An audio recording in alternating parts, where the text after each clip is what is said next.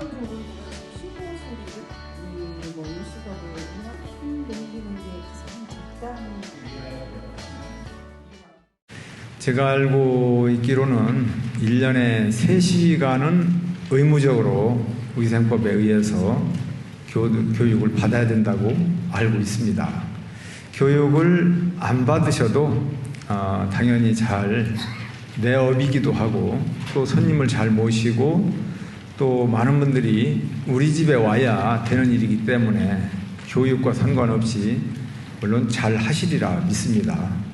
그럼에도 불구하고 이런 교육이 필요한 것은 그래도 내가 놓치고 있는 것 하나는 있지 않나 또 되돌아보기도 하고 또 같은 업을 하시는 분들이 한자리에 모여서 또 교감도 하고 소통도 하고 또 근황도 서로 여쭤보고 하면서 이런 때 이런 기회가 아니면 또 서로 보고하기도 어렵지 않습니까?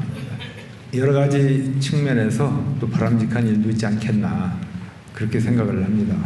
어찌 보면 먹기 위해서 사는 거냐 살기 위해서 먹는 거냐라는 말이 나올 수 있을 정도로 이 먹는 부분에 있어서는 굉장히 중요한 일이 아닐 수가 없습니다.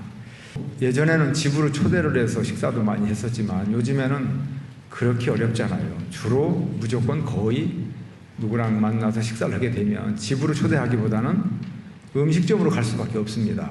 그래서 이 외식업 하시는 분들이 굉장히 더 중요하기도 하고 정부나 지자체나 관심을 깊이 가지고 바라볼 수밖에 없는 곳이다 이렇게 생각을 합니다. 특히 이제 또 관광과 직결되잖아요. 우리 서산에 오시는 분들이 식사 한 끼라도 하려면 음식점을 가게 되는데 그 음식점에서 얼마나 친절했는지 음식이 얼마나 또 맛있었는지 그런 거에 따라서 그 지역을 또 평가도 하지 않습니까?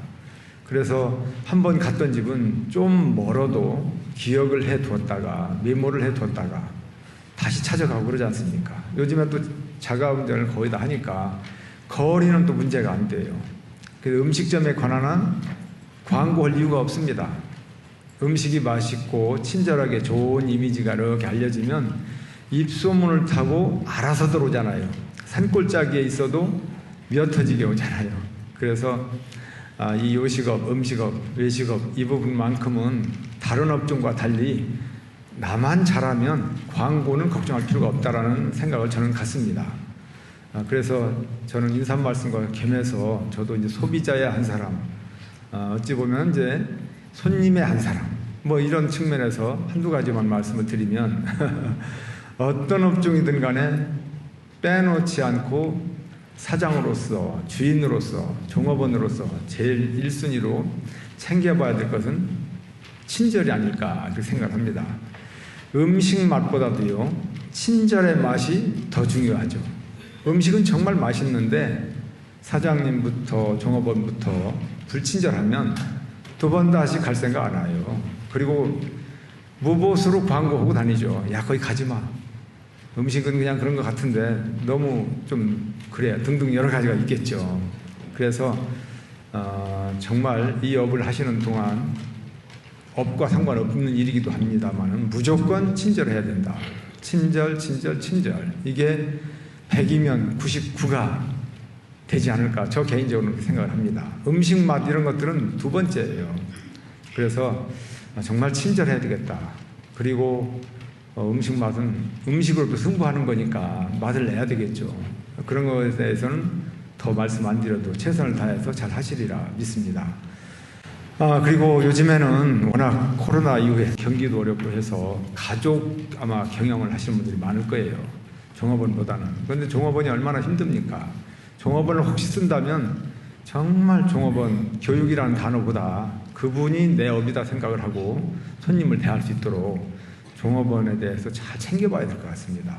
종업원 한 사람이 잘못 분칠전하고 하면 사장님은 열심히 음식도 만들고 노력을 하는데 종업원 한 사람이 뭔가 부정적인 이미지를 하나 놓고 가면 두 번 다시 안 오죠.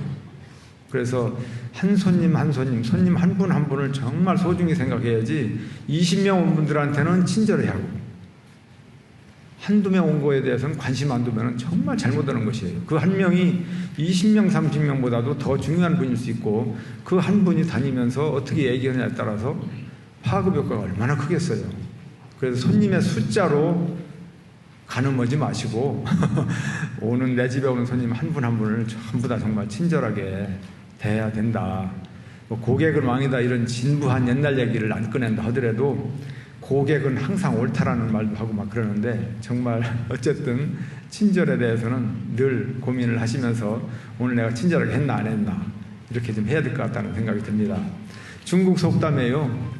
웃는 얼굴이 아니면 가게 문을 열지 마라. 이런 말이 있다고 그러지 않습니까?